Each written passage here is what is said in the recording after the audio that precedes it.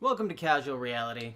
This episode I wanted to talk about my belief in baptism versus sprinkling and why. So I'm not for sprinkling, in part with my personal experiences. That being, as a child, I was sprinkled in infancy. Those who know me might say, really? I had no idea. It's true. I don't talk about it much. And the reason being is, unbeknownst to the priest or my parents, there apparently was a mistake.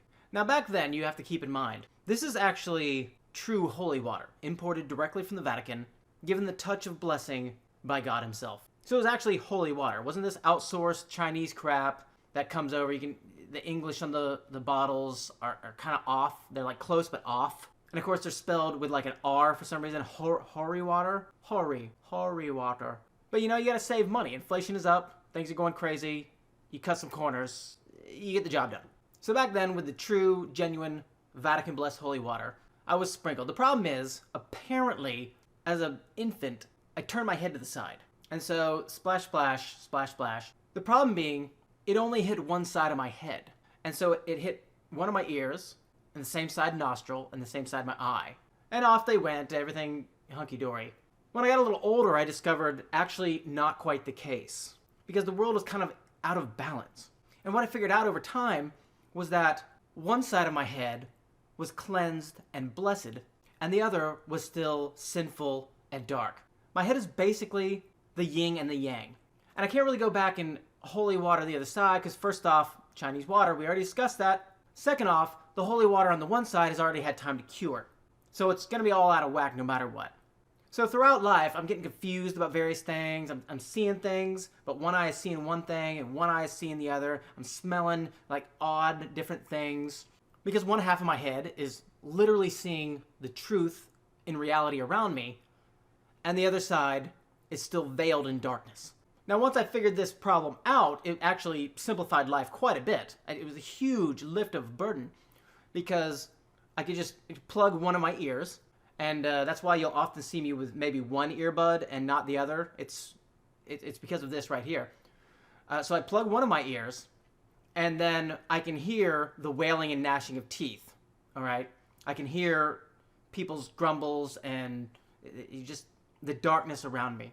Whereas if I plug, opposite ears, then all I hear is Tweety birds. It's kind of like Cinderella, the animated version.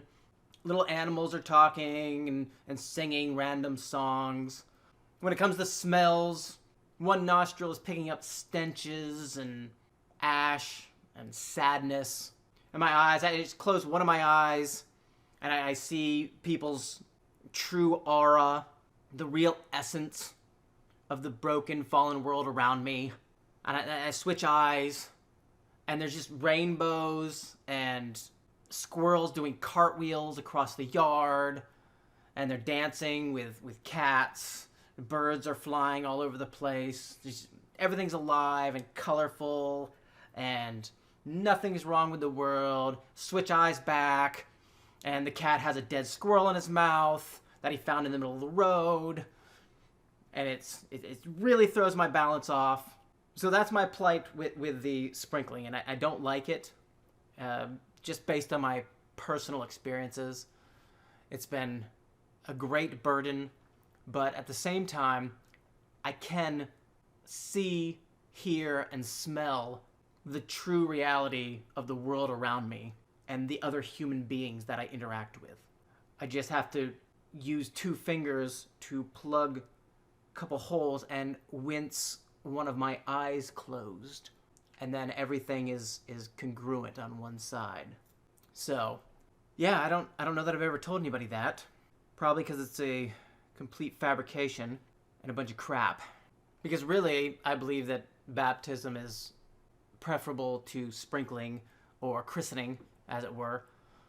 Because christening, as best I can understand, is making someone a Christian. Seems to be kind of the translation. Like you're sprinkling someone, now they're a Christian, and that's not really how salvation works. Biblically, it's an acceptance of Christ, who died for your sins on the cross, Calvary. Baptism, albeit not necessary for salvation, is something we are commanded to do to outwardly profess that salvation. but it doesn't actually save you. It doesn't make you a Christian. It's not a christening. It's simply a showing to those present your profession of faith. Similar to a wedding is you promising in front of a mass of people the vows that you're putting forth. And those witnesses assist in an accountability, which overall I think is fairly uplifting to society. That being said, this episode is really nothing about this, so now, on with the show.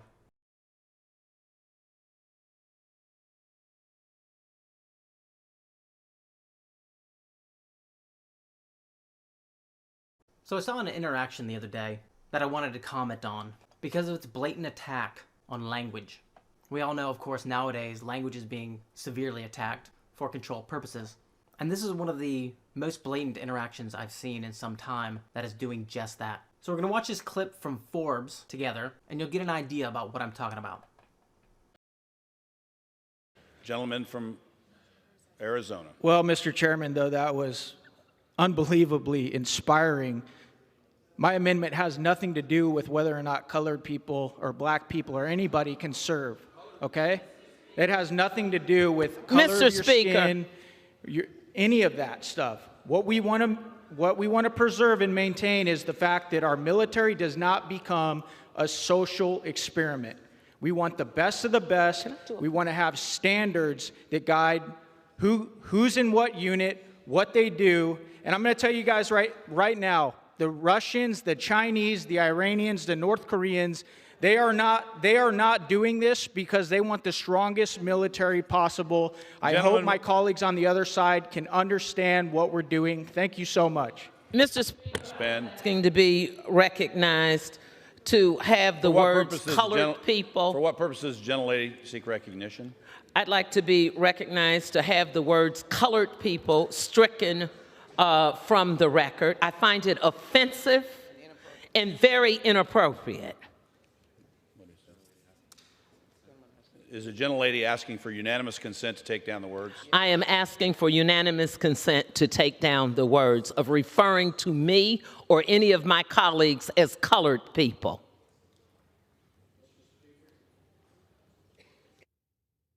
For what purposes, the gentleman from Arizona? Can I amend my comments to people of color?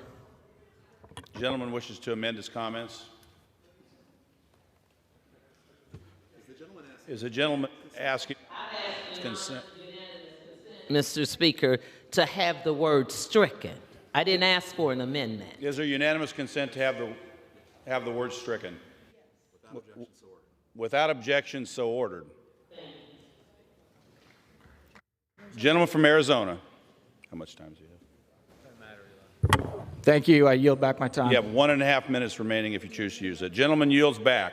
So the question is on the amendment offered by the gentleman from Arizona. Those in favor say aye. Those opposed say no.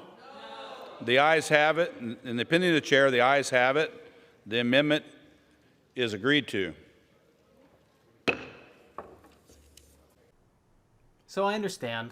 Interactions on the House floor are rather boring, but that's how it works. It's a fun-filled back and forth whenever there's discussion on laws and amendments, bills being put forth. Occasionally you'll have someone with some fiery rhetoric, but mostly it's somewhat mind-numbing.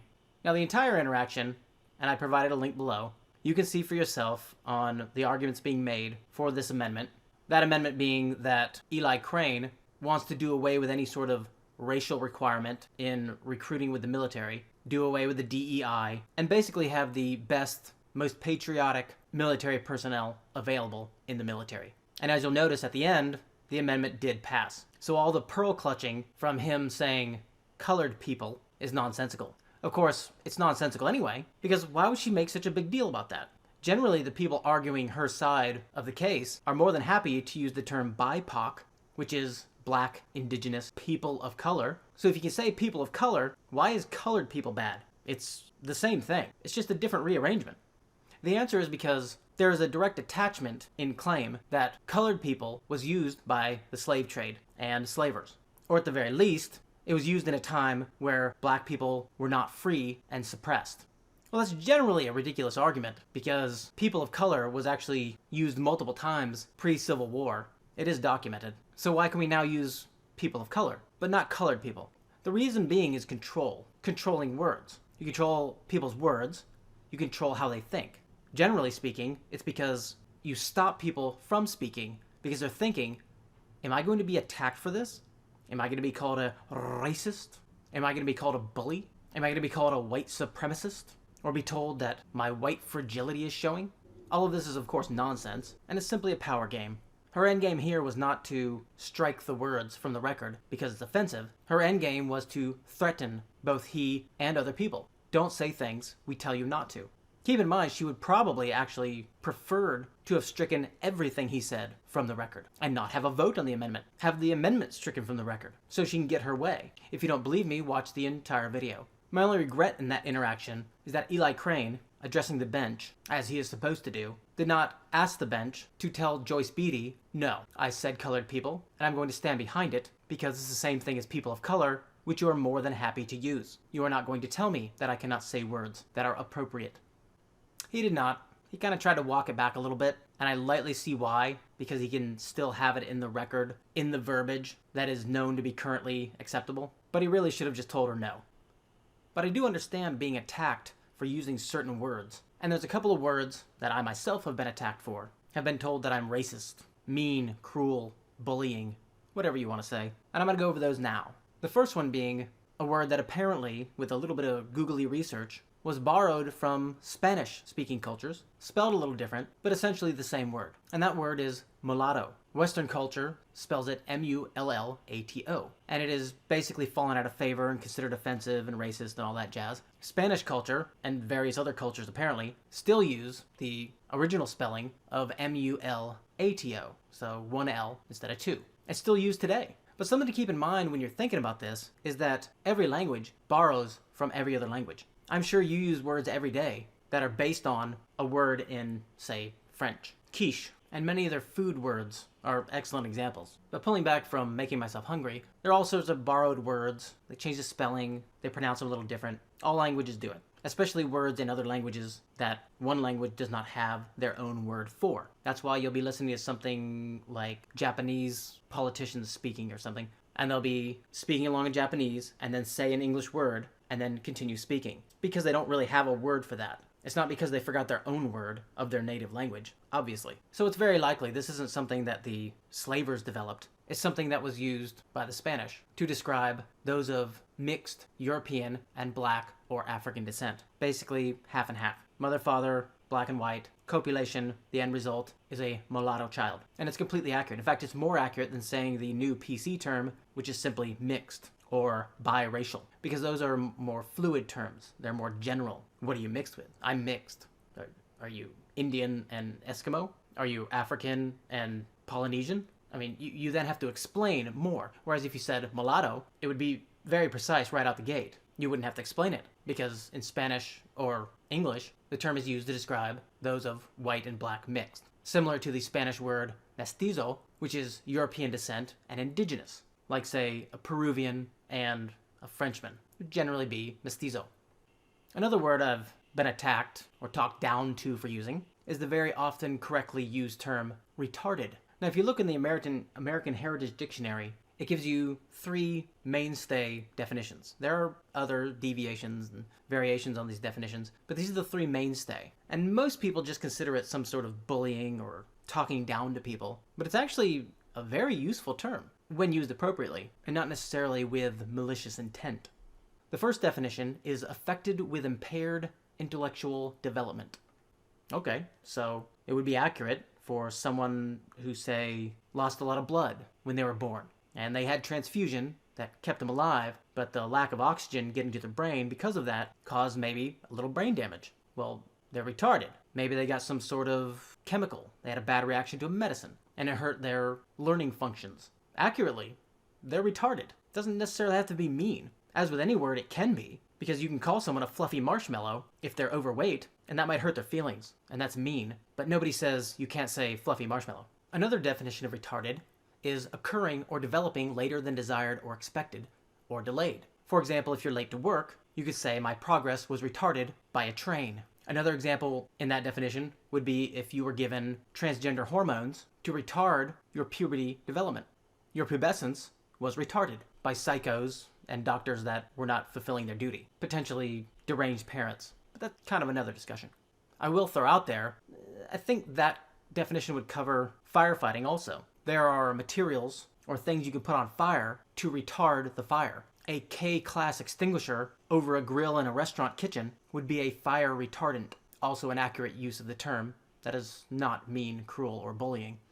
The third and last definition I'm going to go over is socially inappropriate or foolish. Examples of that would be if your friend is standing on the edge of a roof with a cape on, saying he's about to fly down to the ground, you could accurately say, stop being retarded. And that would be accurate because he is foolish for thinking he can fly anywhere. The ground will retard him if he lands on his head. It may retard the fun you're having throughout the day because you will have a hospital visit or perhaps even a visit to the morgue. But were you to yell at him from the ground, hey, don't be a retard, that's completely accurate and not mean at all. On the socially inappropriate front, let's say you're at a gathering, a party, even better, a work party like Christmas, and you walk up to one of your coworkers and say, I love that dress, but it looks like you've put on 70 pounds. Well, I could grab you by the arm, drag you into a corner, and say, hey, are you retarded? That is completely inappropriate. That would be an accurate use of the term. So why are we trying to weed all these words out of the English language? To be nice, to be kind, which of course means you can't use basically any words because any words can be used with malicious intent. If I tell you,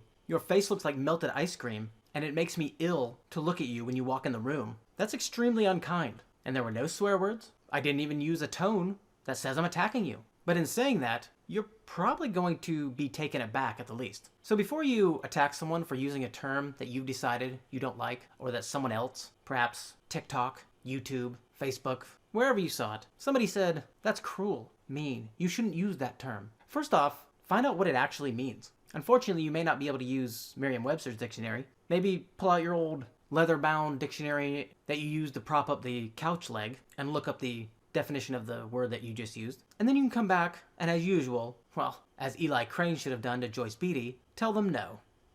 Thanks for listening, and thought to you later. The great Tony Bennett died this week at 96. And I know, it's not holding up, but it is a tribute. And that's all I got, baby. Miss the Saturday dance. Heard they crowded the floor. I couldn't bear it without you. Don't get around much anymore. I thought I'd visit the club. Got as far as the door. They'd have asked me about you. Don't get around much anymore. They'd have asked me about you. Don't get around much anymore.